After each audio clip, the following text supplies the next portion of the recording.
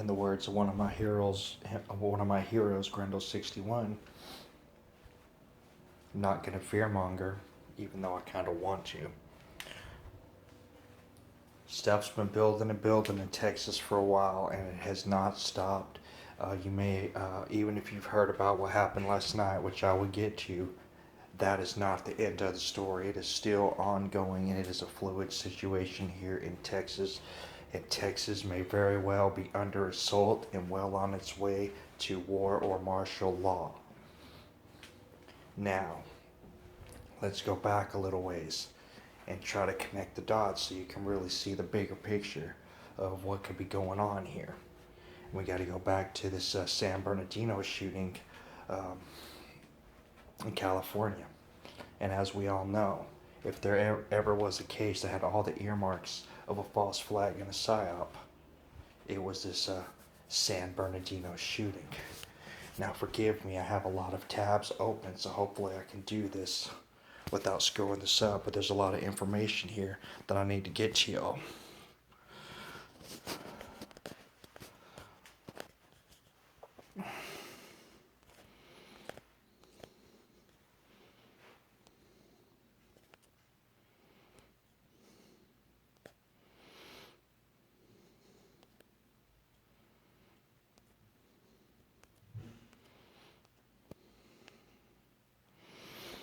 Let's see if it's this one. No.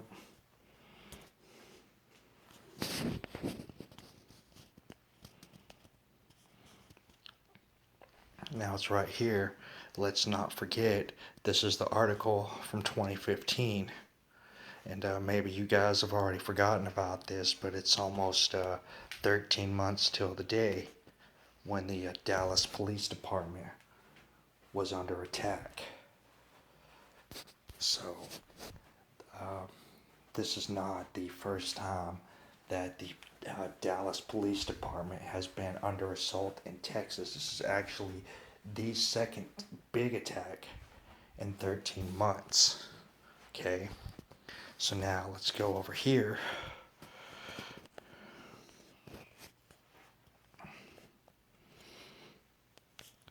And let's not forget that a while back we had another big shooting in Houston.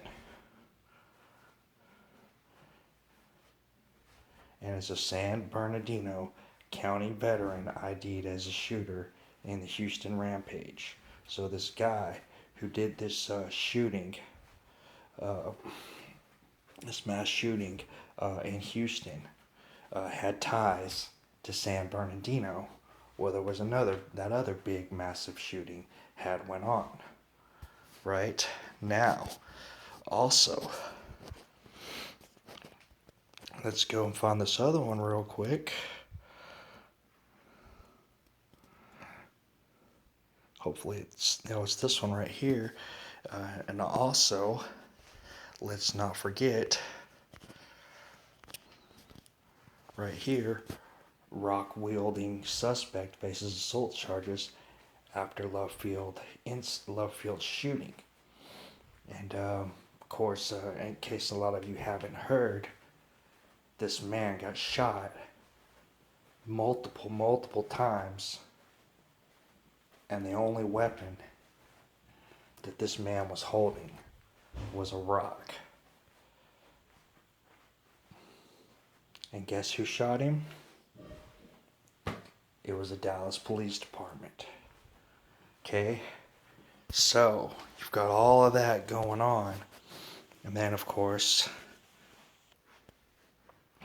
you've got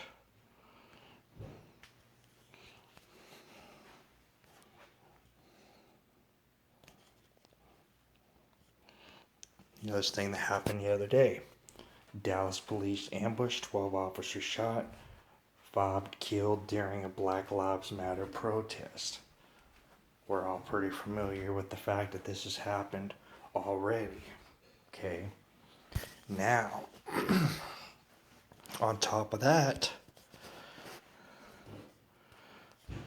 we've got this over here.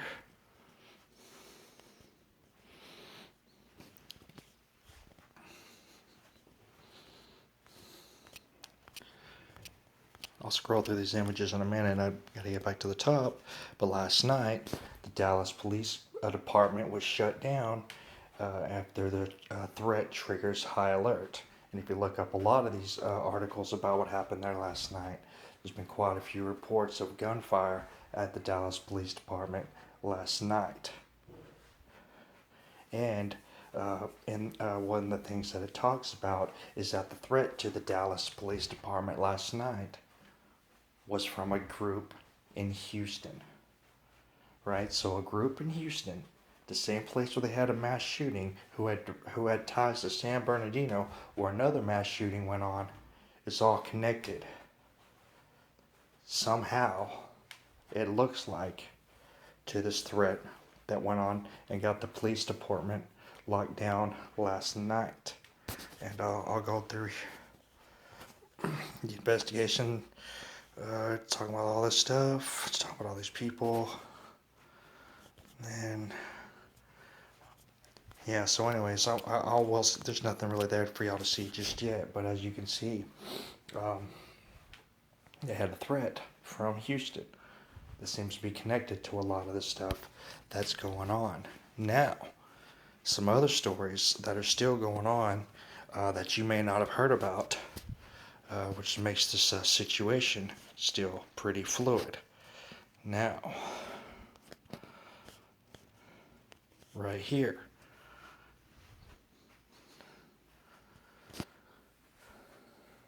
I apologize, I don't know why this is taking so long to load, but here we go.